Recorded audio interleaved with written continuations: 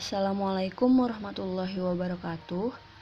Perkenalkan, kami dari kelompok 2 mata kuliah Filsafat Pendidikan Islam akan mempresentasikan hasil diskusi kami mengenai konsep ontologi pendidikan Islam. Kami terdiri dari 5 orang anggota, yaitu Mutia Lasya, Khairun Niswah, Cakra Suryanegara, Eka Setyaningsih, dan Kamil Azmi. Berikut ini adalah konten atau materi yang akan kami bahas pada presentasi kali ini. Pengertian ontologi. Di sini saya mengambil dua pengertian ontologi dari sumber yang berbeda. Yang pertama dari Kamus Oxford Advanced Learner Dictionary dan yang kedua dari Kamus Filsafat. Dari kedua pengertian tersebut dapat disimpulkan ontologi berarti studi atau ilmu yang mempelajari hakikat ada atau keberadaan sesuatu. Dalam kajian ilmu ontologi terdapat beberapa aliran.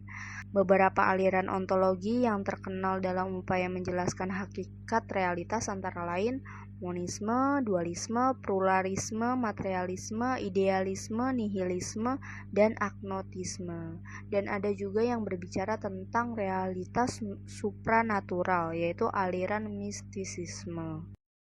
Hubungan ontologi dengan filsafat pendidikan. Sebelum kita mengetahui hubungan ontologi dengan filsafat pendidikan, kita perlu mengetahui makna dari filsafat pendidikan itu sendiri. Filsafat pendidikan merupakan ilmu filsafat yang mempelajari tentang hakikat pelaksanaan pendidikan. Nah, dari hakikat pelaksanaan pendidikan ini nantinya bakal berhubungan langsung dengan alasan atau tujuan utama pendidikan itu dilaksanakan. Setelah mengetahui makna dari pendidikan tadi, maka makna ontologi dalam pendidikan itu sendiri merupakan analisis tentang objek materi dari ilmu pengetahuan, berisi mengenai hal-hal yang bersifat empiris serta mempelajari mengenai apa yang ingin diketahui manusia dan objek apa yang diteliti oleh ilmu. Jadi, dasar ontologi pendidikan adalah objek materi pendidikan di mana sisi yang mengatur seluruh kegiatan kependidikan.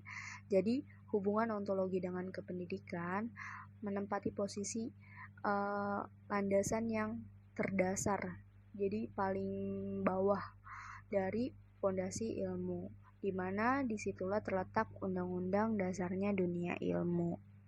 Pembahasan selanjutnya mengenai ontologi filsafat pendidikan menurut beberapa aliran.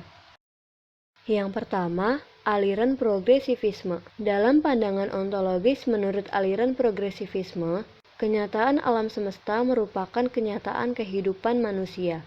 Ontologi progresivisme mengandung pengertian dan kualitas evolusionistis yang kuat.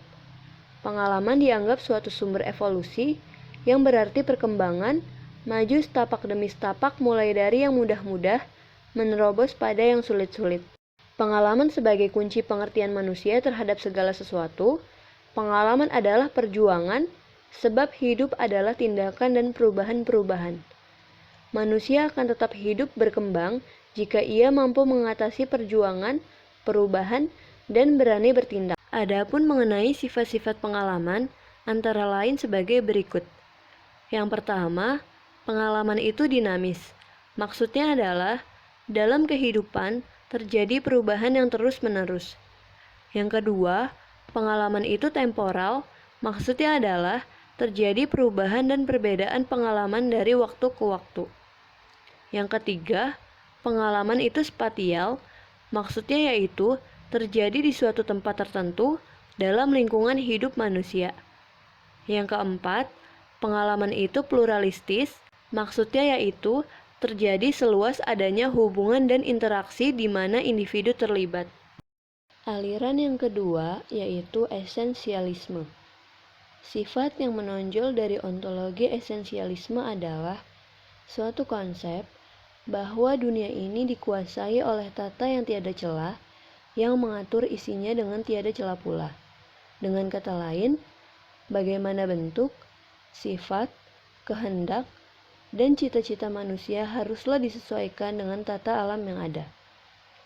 Tujuan umum aliran esensialisme adalah membentuk pribadi bahagia di dunia dan di akhirat.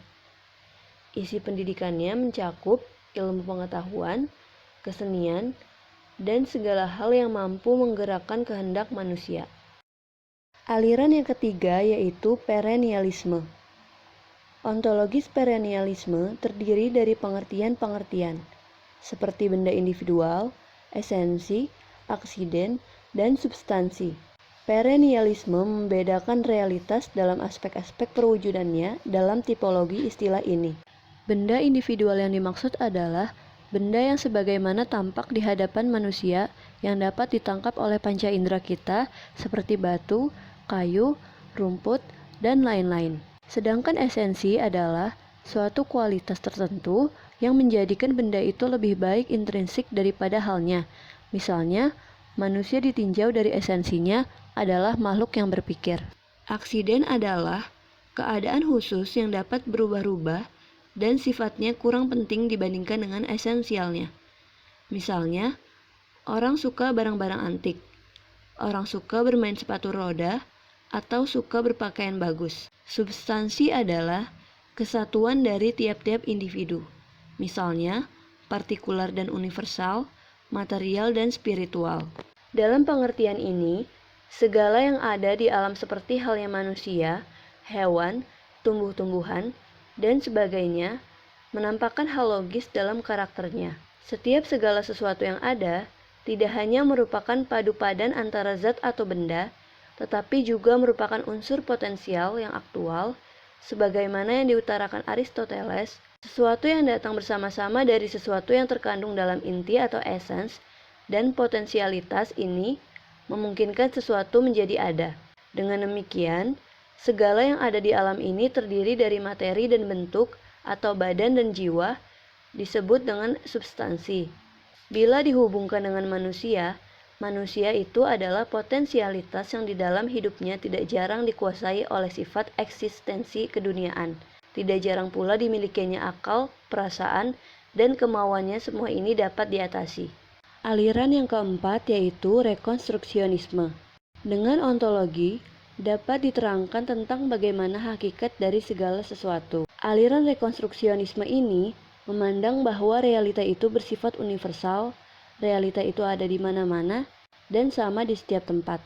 Menurut Muhammad Nur Syam, untuk mengerti realita, kita tidak hanya harus melihat sesuatu yang konkret, tetapi juga sesuatu yang khusus, karena realita yang kita ketahui dan hadapi tidak terlepas dari suatu sistem, selain substansi yang dipunyai dari tiap sesuatu tersebut. Sebagai substansi, tiap realita ini selalu bergerak dan berkembang dari potensialitas menuju aktualitas, sehingga gerakan tersebut mencakup tujuan dan terarah guna mencapai tujuannya masing-masing dengan caranya sendiri, karena tiap realita memiliki perspektif tersendiri. Pada prinsipnya, aliran rekonstruksionisme memandang alam metafisika merujuk dualisme. Menurut Bakri, aliran ini berpendirian bahwa alam nyata ini mengandung dua macam hakikat sebagai asal sumber, yakni hakikat materi dan hakikat rohani. Kedua macam hakikat ini memiliki ciri yang bebas dan berdiri sendiri, azali dan abadi. Menurut Descartes, pada umumnya manusia tidak sulit menerima prinsip dualisme ini, yang menunjukkan bahwa kenyataan lahir dapat segera ditangkap oleh panca indera manusia, sementara kenyataan batin segera diakui dengan adanya akal dan perasaan hidup. Di balik gerak realita, sesungguhnya terdapat kausalitas yang menjadi pendorong dan penyebab utama atau causa prima. Causa prima ialah Tuhan yang menggerakkan sesuatu. Bismillahirrahmanirrahim. Dalam perkembangannya, pendidikan Islam dihadapkan dengan problem yang cukup kompleks. Menurut Abdurrahman As-Saigaf, setidaknya terdapat 4 problem utama dalam pendidikan Islam, yaitu pertama, lack of vision. Pendidikan Islam tidak memiliki visi yang kuat. Hal ini dapat dilihat dari materi dan metodologi yang diajarkan di dunia Islam dalam kopian dari Barat. Yang kedua, kesalahan individual dan ketertinggalan teknologi. Pendidikan Islam yang diajarkan seringkali hanya menekankan pada pemenuhan ibadah makdoh, sholat misalnya. Sementara kategori ibadah ghairu makdoh yang dimensinya lebih luas seperti solidaritas sosial dan kepedulian pada lingkungan kurang mendapat porsi yang memuaskan. Penyikapan yang sempit terhadap ibadah ini berimplikasi pada keterbelakangan umat Islam dan teknologi dan sains, dengan memposisikan keduanya di luar ibadah. Ketiga, dikotomi ilmu. Adanya dikotomisasi ilmu antara ilmu agama dan ilmu umum telah menyebabkan disharmonisasi dalam memahami ayat-ayat ilahiyah dan ayat-ayat kauniyah. Relasi ini kemudian mengantarkan pada pemisahan antara dimensi teosentris dan antropesentris. Yang keempat atau yang terakhir, tradisi berpikir normatif dedukatif yang dapat dilihat dari praktek pendidikan Islam yang cenderung pada pola mengajar, teaching, ta'lim, daripada mendidik, education, tarbiyah, ta'lim. Dalam pola mengajar, yang terjadi adalah guru sebagai satu-satunya sumber pengajaran dan menafikan peran dialogis antara guru dan siswa. Proses belajar yang berlangsung seringkali hanya dengan menghafal, kognitif, sementara dimensi sikap dan keterampilan sering terabaikan. Padahal hakikat pendidikan tidak hanya transfer knowledge, tetapi juga transfer of values, internalisasi nilai, dan transfer of metodologi, aplikasi metodologi. Sementara dalam identifikasi Imam Suprayogo, pendidikan Islam masih terjebak dalam pemikiran-pemikiran klasik yang sudah ketinggalan zaman. Para pemikir Muslim masih segan untuk melakukan reformulasi dan modernisasi pemikiran. Munculnya perdebatan panjang antara kaum modernis dan tradisionalis adalah bukti nyata bahwa sebagian para pemikir Muslim masih takut untuk melakukan pembaruan pemikiran. Selain itu, umat Islam juga masih mengidap sindrom of inferiority complex, sikap pesimistis dan kurang percaya diri. Hal ini menjadikan umat Islam cenderung untuk meniru dan mengambil tradisi Barat dan meninggalkan tradisi Islam sendiri. Mengacu pada dua pakar tersebut, identifikasi problem pendidikan Islam terletak pada persoalan orientasi yang dapat dilihat dari problem lack of vision antara kesalahan individual dan kesalahan sosial, dan problem konseptual seperti dikotomi, reformulasi pemikiran, dan cenderung hanya meniru tradisi Barat. Pendidikan Islam dalam tinjauan ontologis. Secara ontologis, pendidikan Islam adalah hakikat dari kehidupan manusia sebagai makhluk berakal dan berpikir.